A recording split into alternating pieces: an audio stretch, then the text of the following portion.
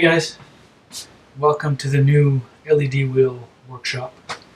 It's not quite done yet.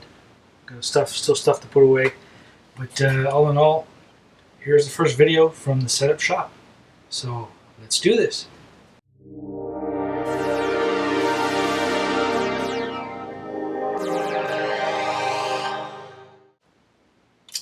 Now I know there's a lot of videos already out there for the Ender 3, but hey, why not have my take on it, right? So let's get this out of the box and see what we got. Obviously the instructions. I went ahead, someone I know actually has an Ender 3, and he broke one of the parts for the feeder. So he said he ordered one, so I went ahead and ordered it right away. So I'm going to install this as we put it together, so we won't have the feeder system that's going to break on us, which is typically this piece here. This whole setup here, that's what I basically ordered. It's like $15. By the way, this is a really affordable printer. Now I haven't tried it yet. My other two printers are Prusa Mark II, nowhere near the recent technology as the Mark III, but they've served me well. As with most printers, you have little heartaches here and there, but generally speaking, they're good printers. They're obviously much more expensive than the other ones, much more expensive than this one, to the tune of maybe 3 times more expensive. But I'm very eager to see what this one can do. Now this is the Ender 3 Pro, and it comes with the magnetic sheet, which is very cool. Let's get this out of here. Now one of the other differences between the Prusa that you order as a kit is it's completely disassembled, so you need to do everything. This kit is, I'd say, maybe 60% done. All you have to do is put it all together. I'm guessing they did it maybe to save space in the boxes and so on and so forth, but probably going to be a lot quicker to put together than my Prusa was, which took me almost a whole day, time-wise. Alright, so you got some rails here.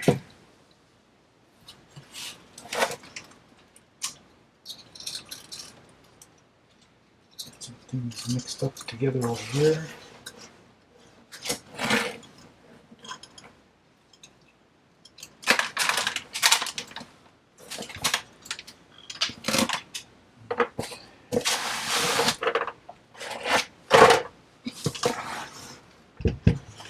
Set this down there, get this part out. There's a power supply. Is there anything else left in here?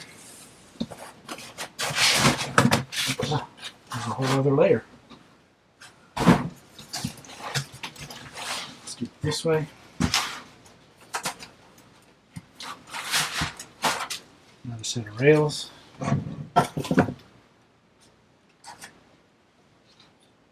I'm not sure what that is. Some filament, little odds and ends, some tools, tie wraps, even comes with a spatula.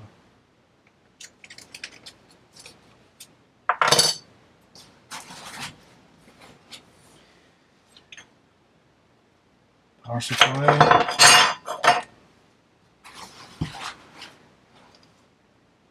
Now, for some reason they shipped it with the European plug, but the other end is standard, so I got a bunch of these, so it's not a big problem. If you do order them, make sure you get the American plug, or if you're in North America, that is. Otherwise that might be a problem. Mind you, adapters for this are pretty cheap, so. I'm sure the power supply probably has a switch. Yeah, see there's a switch right there. I'm going to switch it to 110 right away. There we go, so when we plug it in, we won't have a problem. Alright. So we got everything out of the box. Let's sort through this and start building. So here's the instructions. The instructions are one sheet.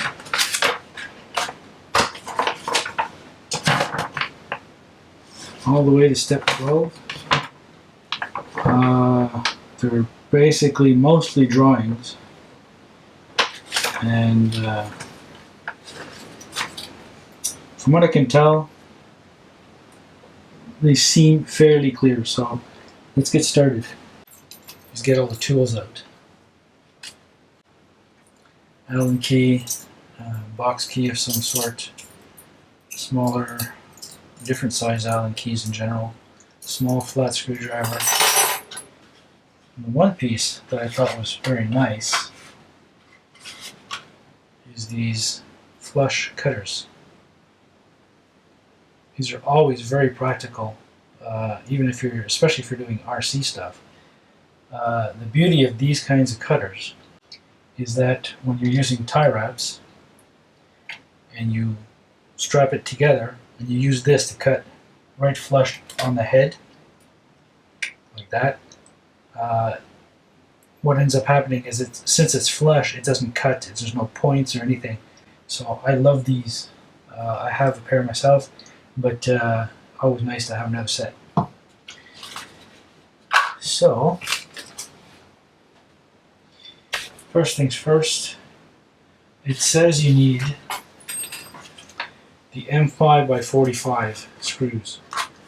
Now, what I like is that they're individually bagged, making it very easy to find certain parts. So, when I built the Prusa, the screws were in separate bags, but since it was barely put together, it required a lot of sorting in the screws. So let's get these out. Let's get the two. Let's see which ones.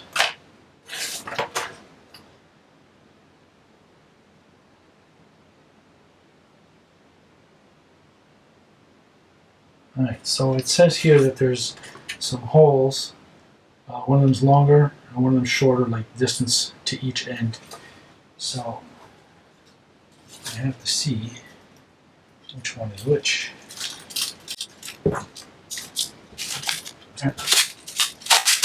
They're very well wrapped, I can tell you that much. Alright, so here's the one with the holes. That's what they mean by the distance. You get the longer distance here and a shorter distance here. So this, figure out which part is the front. This piece goes on this side here. So put that there. And the shorter one, well, it's actually the same length, but this one has two holes here, but it doesn't indicate where it goes. Oh, yeah, see, you can see it here. It says short. So these parts go at the bottom on this side, and the other one goes on the other side. So let's get these in. Alright, so let's get this on here.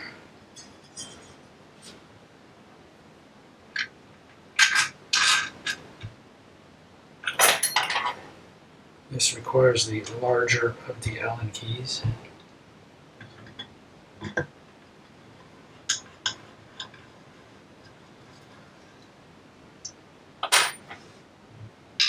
Before tightening everything, put both screws in.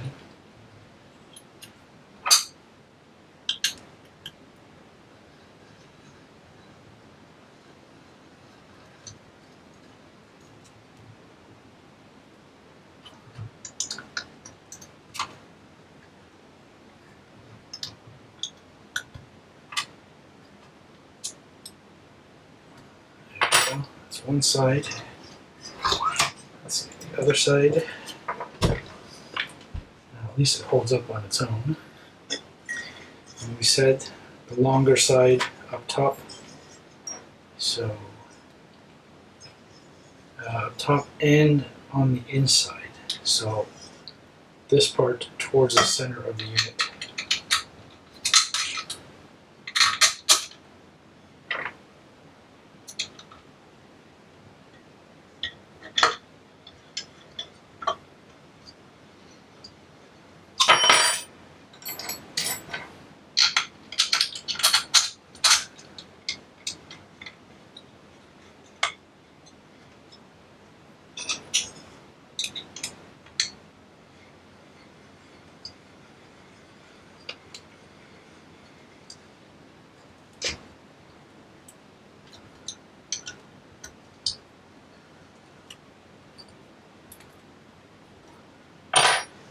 Alright, so that's it for that part. Alright, so the next step has us putting on the power supply and the control panel. You need the M5x8 and the M4x20 screws. So you got M5x8 and M4, M5. Here you go, M4x20. Now you need the display, and, oops, and of course the power supply. Power supply goes this way. Screw holes are this one and this one. Let's open up the screw bag.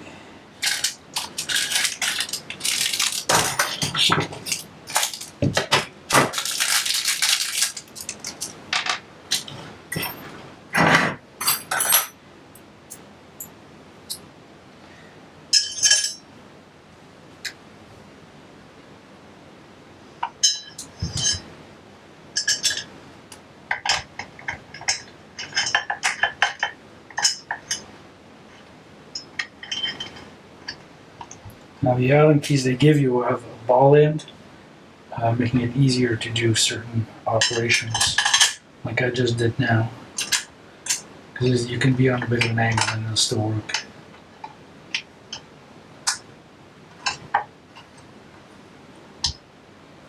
Alright, let's tighten that up.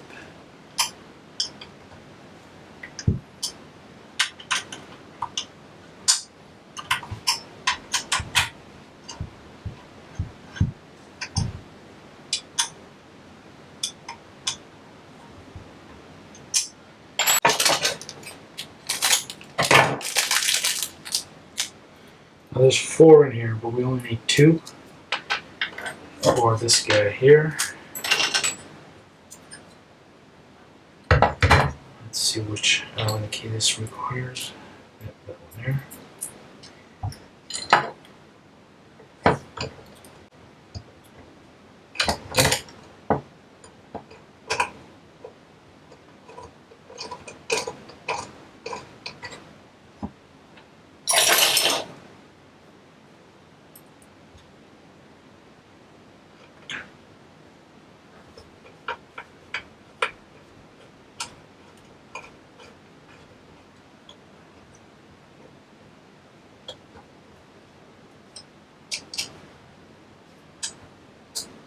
Step 3 requires some T-nuts and the switch mechanism.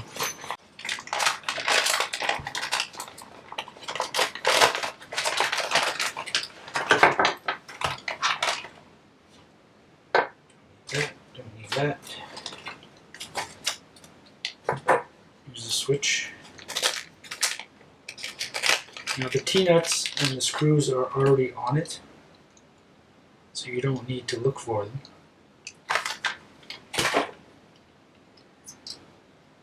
Screw these a little bit.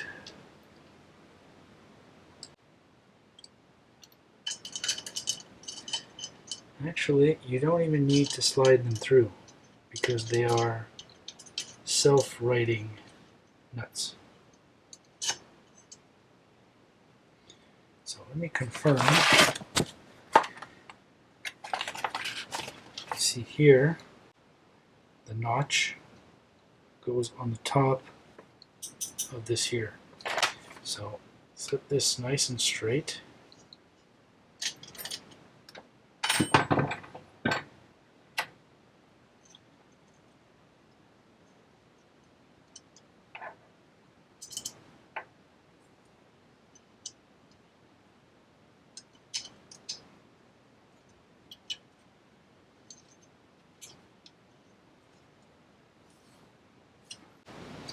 So in step 4, we're going to install the stepper motor for the Z.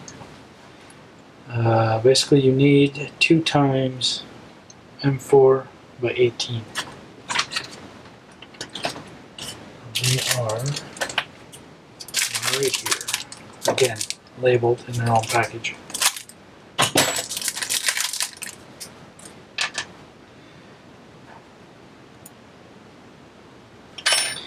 It might be a bit tricky to get these through here.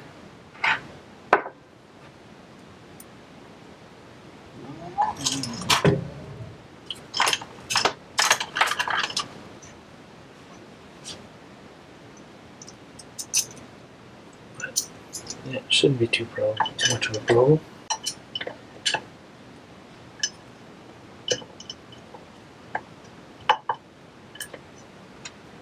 Again, always put all the screws in before tightening anything.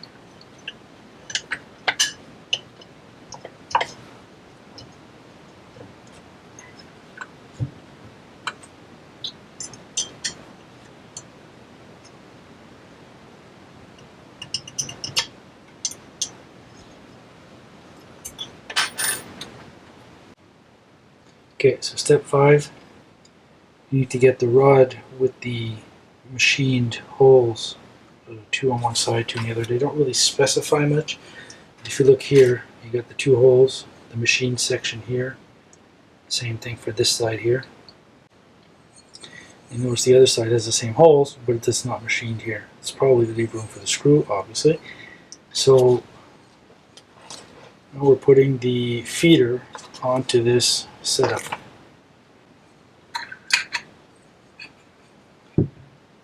So here we need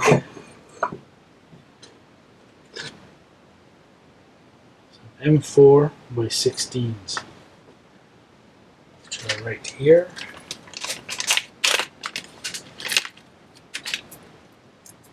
Two of these. So we need to put the screws in to the holes.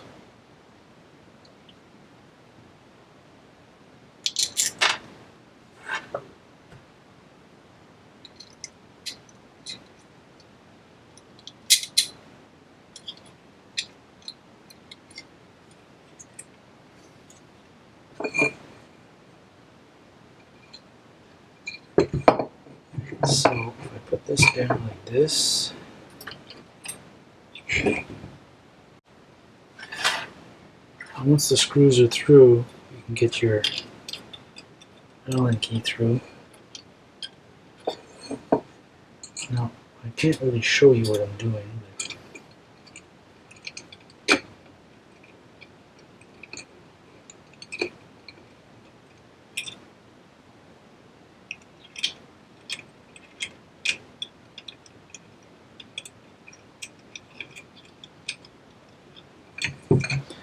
Once they're in a bit, then you can start moving it around. So this is basically how it goes.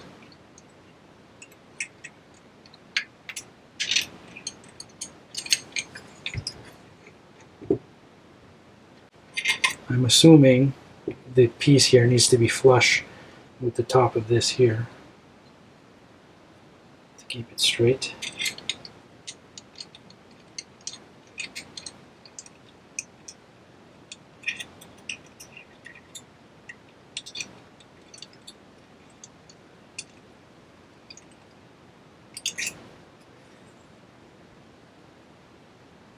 And basically you seat them nice and like a good, not super tight, but you just seat them, move them, turn them a little bit so you can still move the rod itself. And then you can go in and actually tighten them.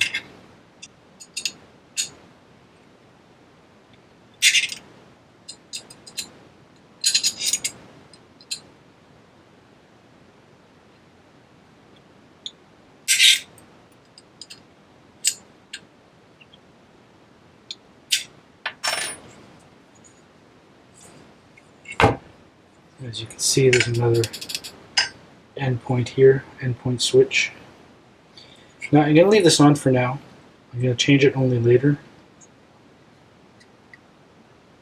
It's basically the tensioner for the filament. I was told that it breaks right here after a little bit of use. So there's a little part that goes in there as well.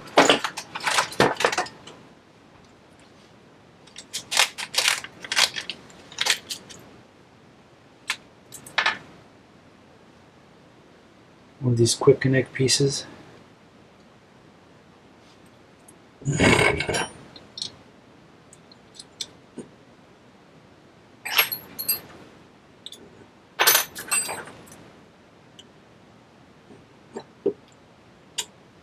Okay, so on to step 6.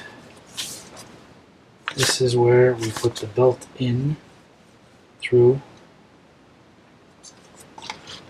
So let's get the belt out.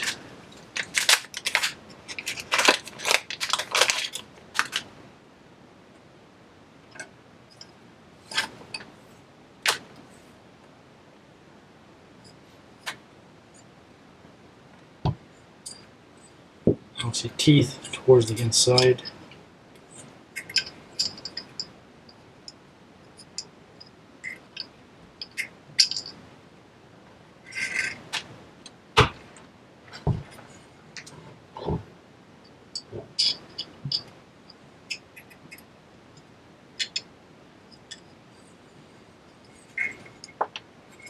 Step 7 has us putting on the guide and the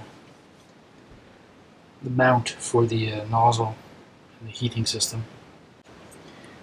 The belt has to remain there. Make sure the belt is like this. Slide this on like that. Wow, that is nice and smooth. Okay, now in the picture they say to attach the belt one on this side, the other one on this side. Now there's some play here. There's a tensioner that needs to be installed after, so we'll do that after. Now we can put the other part.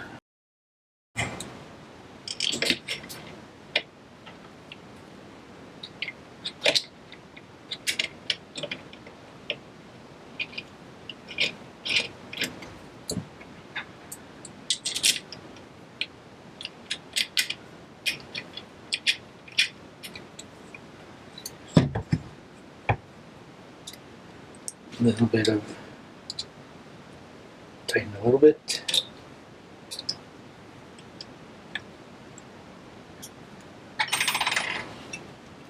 So now we have this done.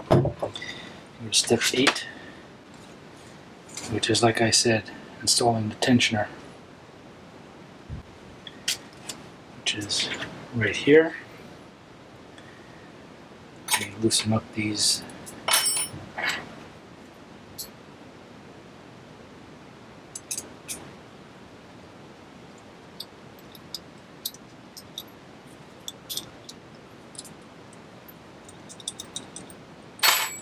so you need to get the belt around the bearing.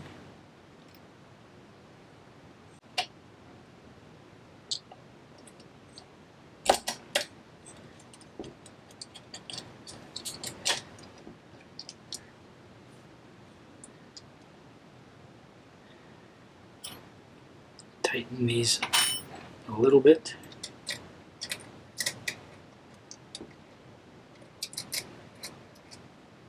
Just tight enough that you don't have to hold anymore, and that you can actually push it to tension everything. Add some tension and then tighten it up.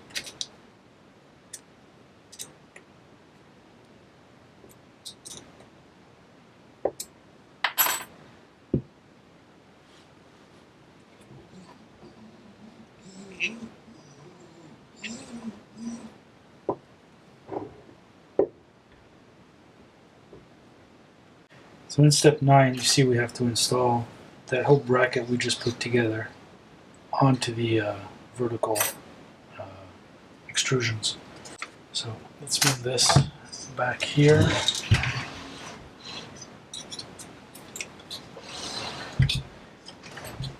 Now, when you're installing it, there's get the wire to kind of like play nice, get it all nice and rounded, if you will. This side has a threaded insert here, which is for the up and down rod, or what they call the Z axis.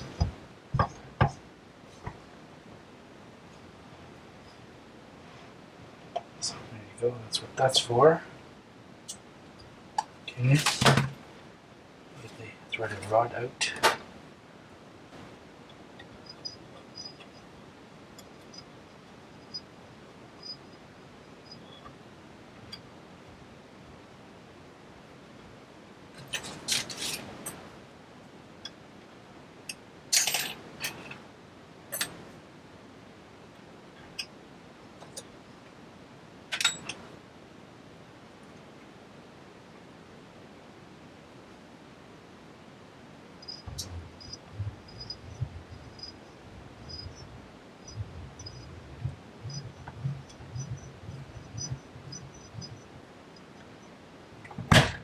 There we go. Now it's in.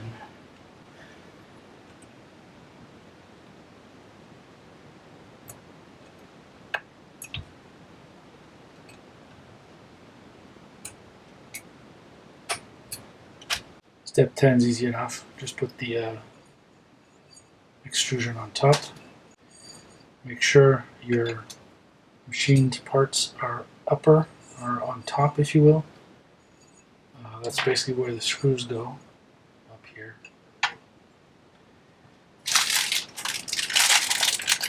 Screws are M5 by 25. Again, individual pack. So far, I pretty much like the way this build goes. It's really not that complicated. Obviously, it's a bit longer for me as I'm trying to record and plan things out so that you guys get a better notion of it.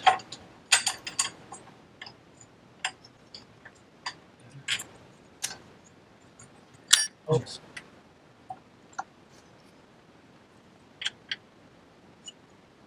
Alright, now step 11 is easy enough. It's basically the spool holder. So for the spool bracket, put the screw through, add the nut, the T-nut. Do this a second time.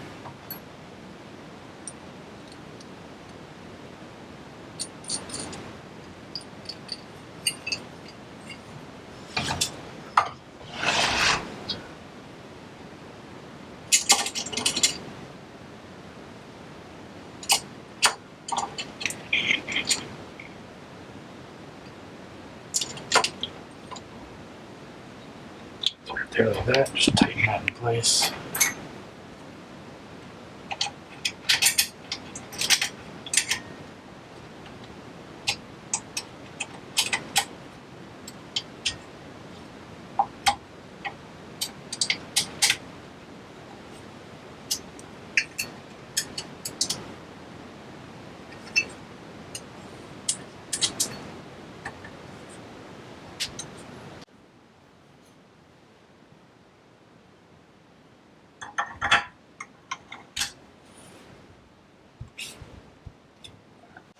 Now for all the wiring.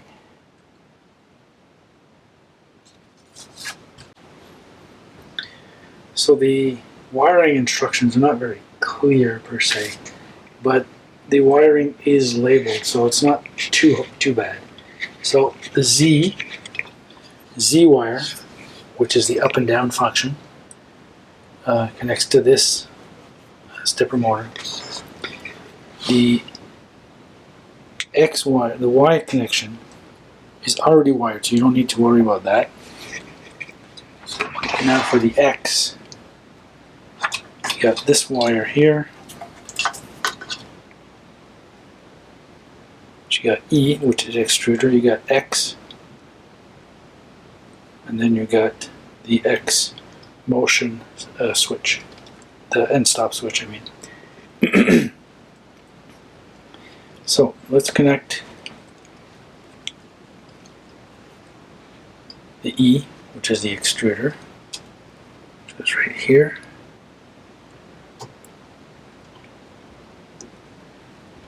Then you have the X. So you're going to have to strip the wires apart a little bit.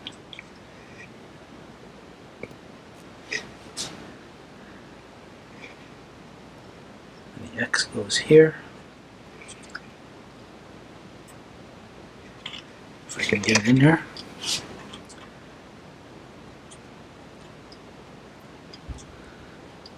There we go. The other one goes inside there.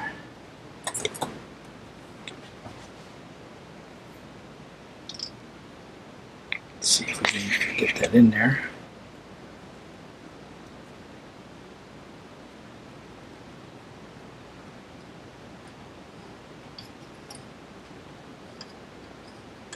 There we go. Yep, there's a Z switch here. Just connect to this one.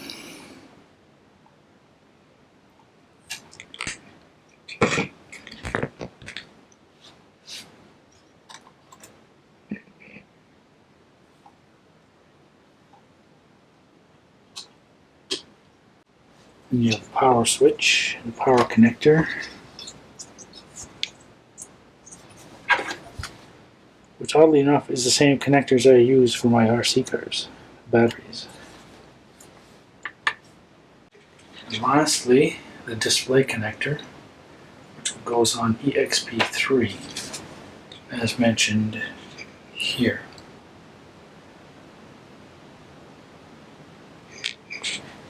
So let's get that on there.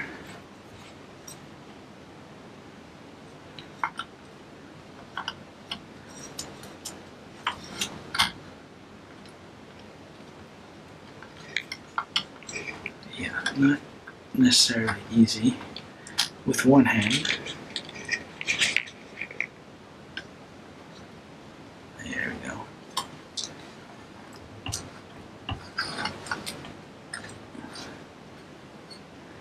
Alright, so that's that. All the wires seem connected. I'm a little bit worried about the rigidity of this rubber and how it will transmit vibrations. But let's see what happens. I need to check something on the machine itself. When I opened it, not when I opened it, but when I checked it just quickly before, I noticed the table was very loose, so I might need to tighten that up. That's what I mean about the movement. See, all the other parts are pretty stiff. This one is quite loose.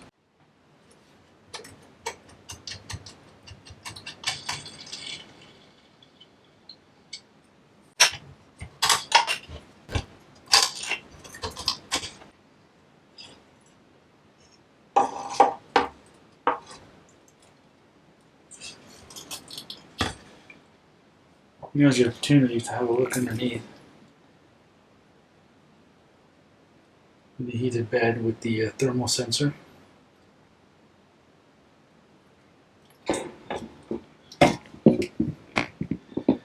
Alright, so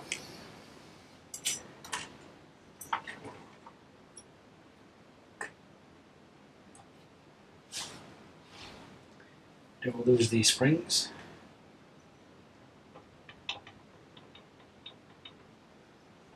I'm assuming these are adjustable. Alright, so look at the bed. It moves like this.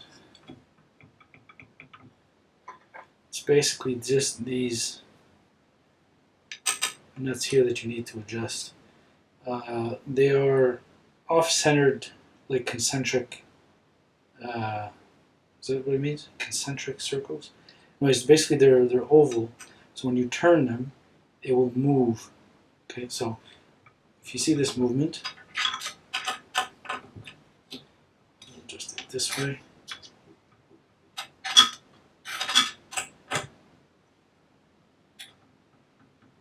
Less movement. There we go, much less movement.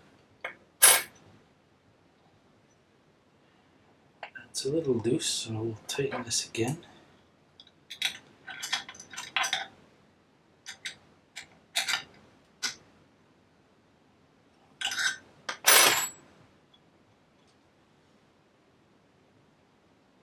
There we go, no more movement. Now I realize that I maybe didn't have to take the bed off to adjust the table, but you know, you live and learn, I guess. So let's put it back on.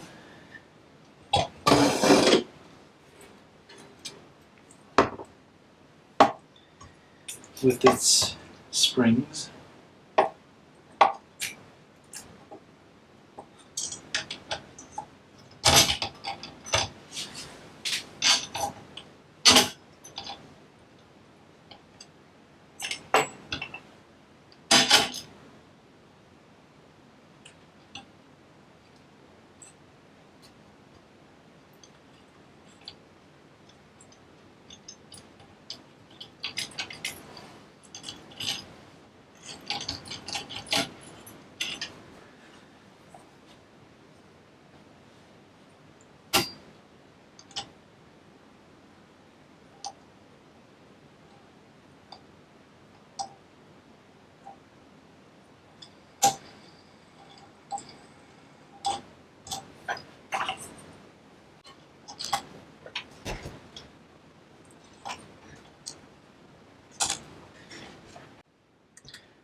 That's pretty much the build. Now they give you tie wraps. They don't tell you what to do with them. I'm assuming it's for wiring, but if you look at the wiring, it doesn't really need it. I mean, this wire here, it has to move up and down. This wire has to go up and down. This doesn't really need to be fixed. Neither does this. That wire's fine, that wire's fine. One thing I can think of is maybe here, so it doesn't come apart. I don't know. Okay, so I turned off the lights so I can focus more light on the area that I want to show you for the adjustments. First, you need to bring your unit home. So we prepare, auto home.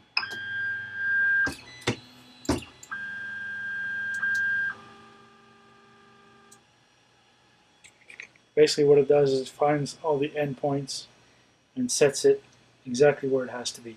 So after that, that's where you can go and adjust. Now before you hit your home, your auto home button, you need to lower the bed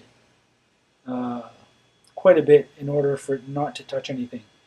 I had already adjusted a little bit before, so it was okay, but I suggest you lower your bed before attempting to send your print head home. So let's go about adjusting everything. Now after you set your home, you have to go on repair. You have to go and disable the stepper motors. So now we're all the way at the home corner. What we need to do is lower it a little bit so that we can move the paper underneath the nozzle. And once you have the paper underneath the nozzle, that's when you should go down or up slowly until the paper rubs with the nozzle and gives you a little bit of resistance. Not too much, just a little bit. So, see? There we go. Now Once that's done, bring it all the way to the front, to the back corner. So you can do the same with the back level.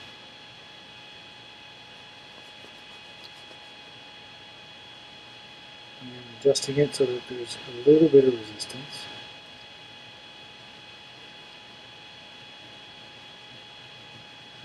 There we go.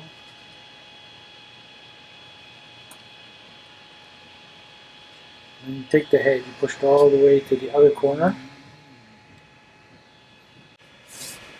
And again, move the paper around until you get a little bit of resistance.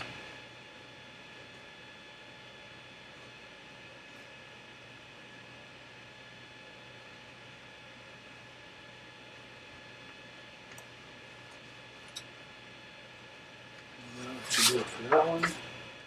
Move it back to the front right corner. And same thing again. See, it's kind of loose. There wasn't much to do here. And there we go. So I use Aquanet for my spray. So I'm going to put some on the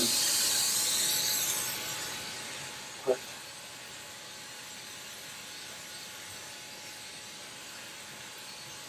Normally I wouldn't put it everywhere, but for this test print, I have to cover the whole board.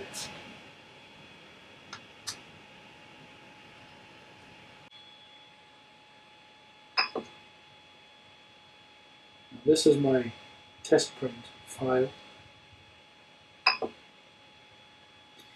What I've noticed about the ender compared to my Prusas is the ender heats up the bed and then heats up the hot end. Now on the Prusas it heats them both up at the same time, so you have less of a wait time. It's not a big deal, but it depends what you're looking for on the printer. Now you can see the hairspray that I put on is going to start to dry. So bit of a wait time before we can see it print.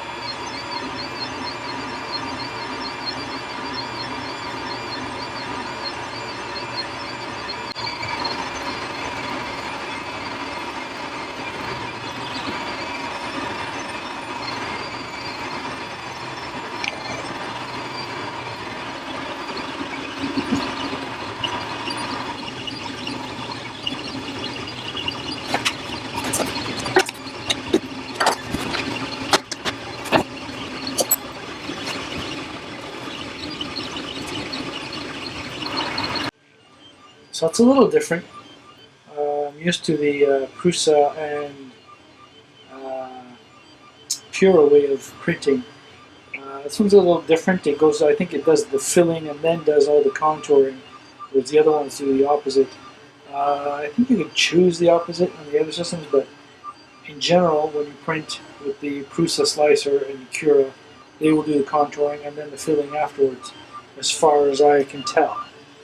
After I've done my test print, I'm going to print the ball feed adapters.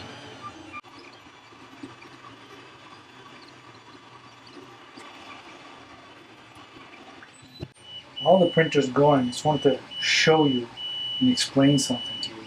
Now, I have the same issue with my Prusas, where they got really noisy, and the main reason printers are noisy is because of the vibration they transfer to the surface that they're on.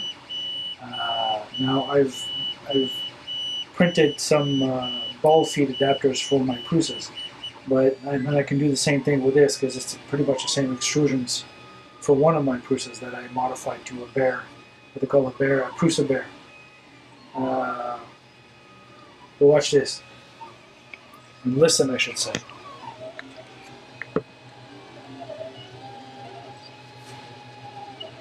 Okay, you can hear it as it is, right? Now watch as I pick it up.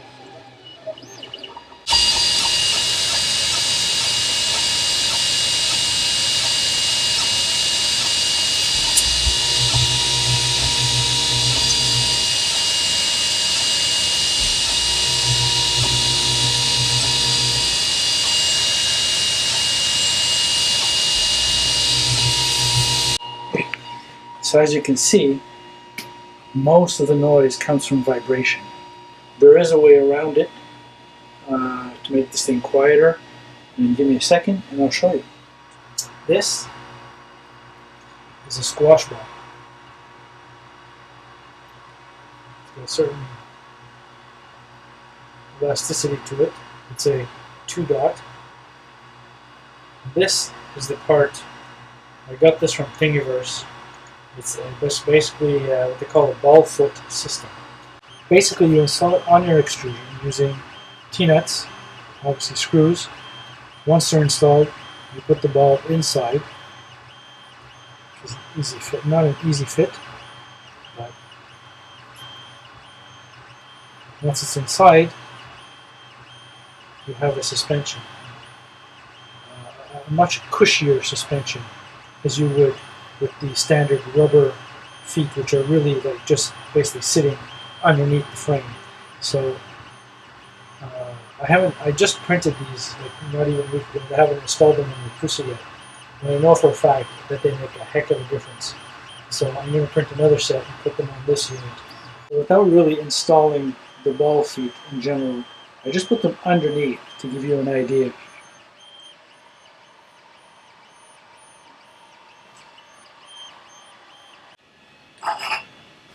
So, finished printing my first part.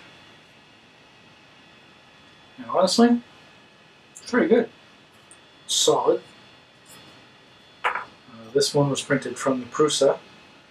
I think the density was a bit heavier because it weighs a bit more. But generally speaking, the strength is there. It seems very solid. The lines are nice and tight. All in all, I'm saying this is a good printer. And for just over $300 Canadian, it's a win-win. So go ahead and get yourself one. See you.